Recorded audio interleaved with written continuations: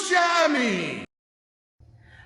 はいちょっとやだ、あとさ、くしゃみするときちゃんと手当てな、あとそんな汚いくしゃみだったらダメだよ、大きい。いや、いいじゃん、家なんだから。いや、家でもこういうのって習慣化するからさ、くしゃみって調節できるじゃない。まあね、まあちゃんとやり直そうよ。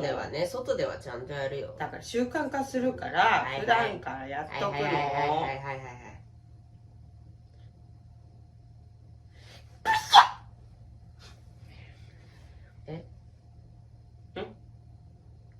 これはいいんだ。